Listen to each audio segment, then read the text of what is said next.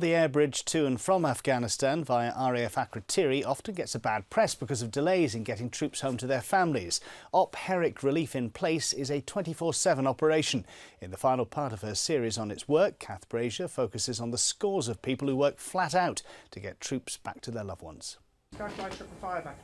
A flurry of activity in the air traffic tower meets an A330 from Minad. Around 40 aircraft use RAF Akrotiri on a weekly basis, ranging from the people transporters taking troops to theatre to the search and rescue helicopters based here. While the Afghan or Brazier bound planes carry more personnel during the RIP, the actual number of aircraft doesn't change. It's not really noticeable for us. Generally, we get the same amount of aircraft through, but they put more people on each aircraft. So from our perspective, there's not really that much more to do.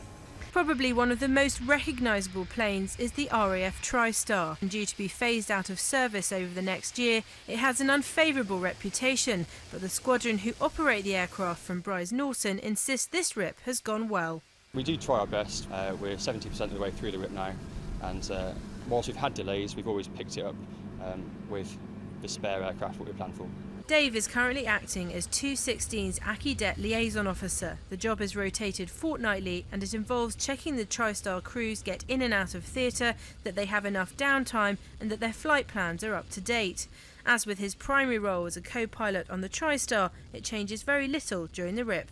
You can't really notice much of a difference. We do plan for 5 trips a week during a RIP period, but normally only fly 4. Any aircraft going east or south of the island get an intelligence brief before leaving, delivered by Air Ops in Akrotiri, and providing essential information on their route, including any areas of geopolitical sensitivity. Meanwhile, on the Pan, the aircraft's rations are being restocked, fuel is being replenished and waste is being emptied. If all goes to plan, a crew changeover in Akrotiri will take around 90 minutes. But in such a high-pressure environment and with flight plans ever changing, delays are almost inevitable. Whilst the blame is often laid at the door of the Cyprus air bridge, delays don't generally start here. For example, air traffic going through Europe are subject to slot times and flow control, which have a knock-on effect on an already demanding schedule. There also isn't a surplus of spare aircraft, but in the worst-case scenario of a plane breaking down, there is always a specialised engineer on board. Luckily, we do have spares pre-positioned in Cyprus, and we have spares pre-positioned in Bastion, so if we do have issues, there is a chance we've got either the spare on the aircraft or pre-positioned ready for us to fix. The biggest impact of delays will always be on the personnel. A broken plane during the RIP means that approximately 200 people who should be safely on their way home are still on the island.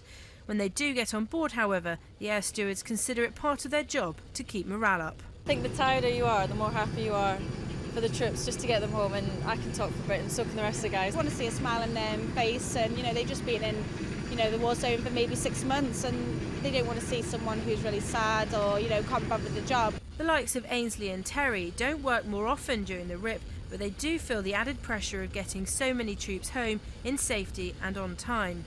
Hundreds of people play a part in the running of the air bridge at Akrotiri, which is a constant buzz of activity. So while the hours and level of traffic may remain unchanged during the RIP, the relative smoothness of operations means the personnel involved don't go unnoticed. Cath Brazier, Forces News, Cyprus.